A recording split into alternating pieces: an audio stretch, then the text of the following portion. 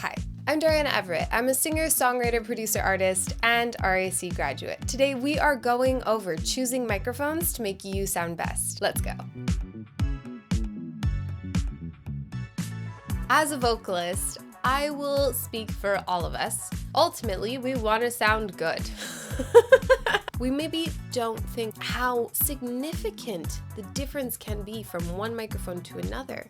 We can sound totally boring and horrible in one microphone and incredible in another one. So this video will help give a little rundown of the different types of microphones that you'll likely find in a studio for voice, as well as how to assess vocal tone. And we don't want to think of microphones in terms of just it's expensive, so it's good. It's more in terms of coloration and characteristics. So it should be a fun video. I hope you enjoy, and let's get started.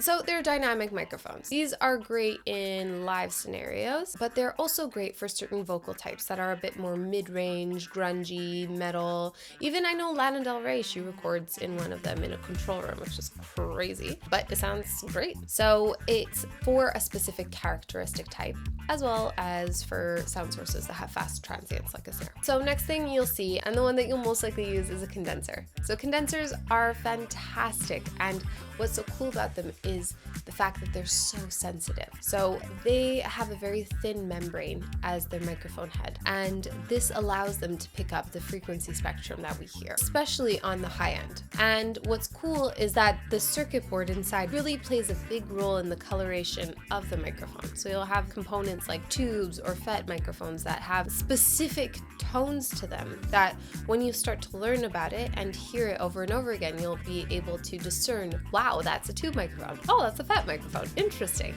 And you'll hear what it sounds like. Next on the list is a ribbon microphone. So this one often isn't used for voice. However, I do know certain circumstances which it is. So these are really beautiful microphones. They're very sensitive. You can completely ruin the thin filament that is the microphone head. So you just have to have a controlled environment and you can get amazing vocal takes.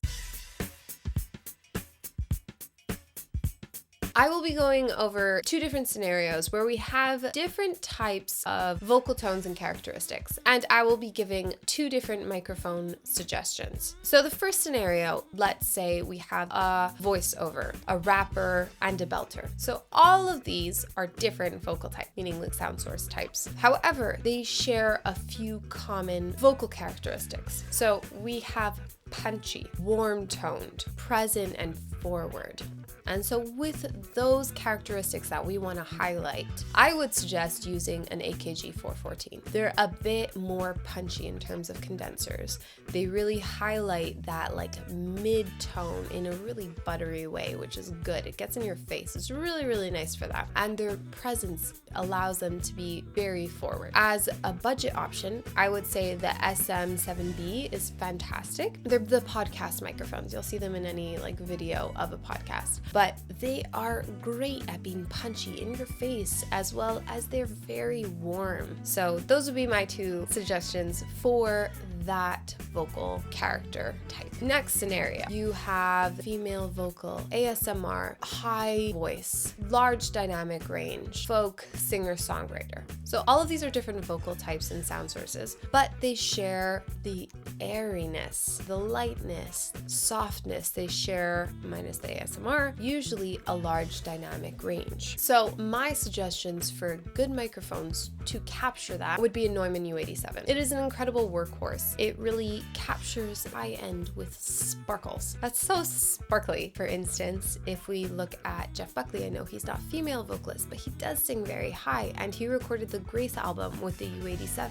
and it really captures it so well. So yeah, that microphone is an all over beautiful microphone. In terms of the budget option, I would say the Rode NT1 Vintage is actually really cool. The circuit board of it was modeled after the U87, so it has a similar sonic signature type, but if you can find them online, they're quite cheap and really good. And you can get a lot of the similar characteristics of the U87 with the budget option. So last thing in this video I want to go over is that expensive doesn't necessarily mean the right choice. I mean, there's so many microphones that are so drool worthy, but I would say it's more important to think of microphones in terms of coloration and character, because as engineers, it's really important to listen to your sound sources and try to pinpoint what characteristics you want to highlight and in what frequency bands those characteristics exist in. And it's important to also take into account the different instruments, the genre, the different elements in your mix, and how you can make